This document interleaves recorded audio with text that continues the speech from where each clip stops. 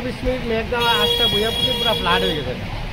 আর বেশি মেঘ দিলে কি হাল্লত হইব এখন এই পরিস্থিতি হয়েছে বইয়াপুটির অল্প মেঘ দিলে পুরা বইয়াপুটি হাউসফুল বর্তমানে দেখো বইয়াপুটির মানে দোকানদারি করা এত কষ্ট হয়েছে একবারে দোকানের সামনে অল্প মেঘ দিলে দোকানে ঢুকতে দেবে কি কারণে হয়েছে এই পানিটা এরকম পানি যে বাড়তেছে তার কারণ ড্রেনটা এত খারাপ হয়েছে পানি যায় না গুড ড্রেনের লাগে ড্রেনটা সাফা করতে লাগতেছে ড্রেনটা সাফা করলে সব ক্লিয়ার হয়ে যাবে বর্তমানে ড্রেনটা আমাকে মানে জলদি সাফা করতে লাগতেছে ওখানে এই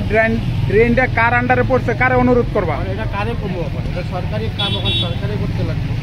না না এই ড্রেনটা পিডব্লিউডির আন্ডারে এটা এই ড্রেনটা পঞ্চায়েতের আন্ডারে না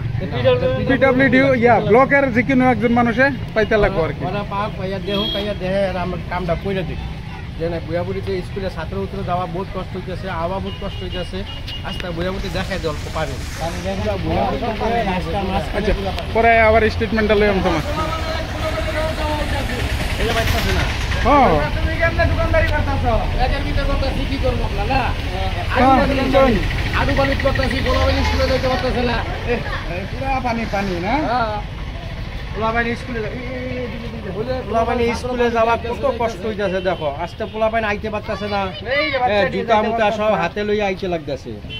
কয়টা পোলাপাইন পইরা গেছে পানির মধ্যে পিছলা খাইয়া কয়টা পোলাপাইন পানির মধ্যে পইরা গেছে এই জায়গায় পড়ছে পিছলা খাইয়া ওই জায়গাটার মধ্যে পড়ছে পিছলা খাইয়া অনুরোধ কইলাম আমাকে ড্রেনটা একটু বানাই দিও হ্যাঁ ড্রেনটার দিকে অল্প দেখো দিয়ে আমাকে ড্রেনটা বানাই দিলে ভালো পানির জায়গাটা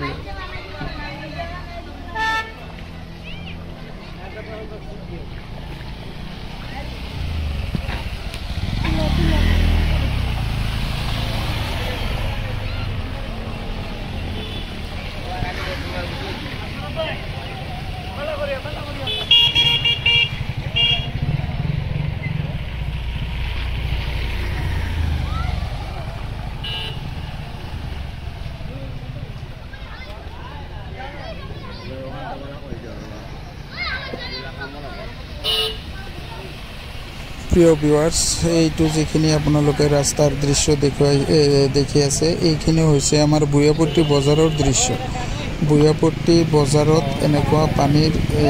দেখা গৈছে যানজট হৈ গৈছে একেবাৰে নালা নৰ্দমা ক্লিয়াৰ নথকাৰ বাবে ৰাস্তা দি মানুহে চলাচল কৰিব পৰা অৱস্থা নাই চাওক কিমান গাড়ী কিমান কষ্ট কৰি গৈ আছে দেখা নাযায়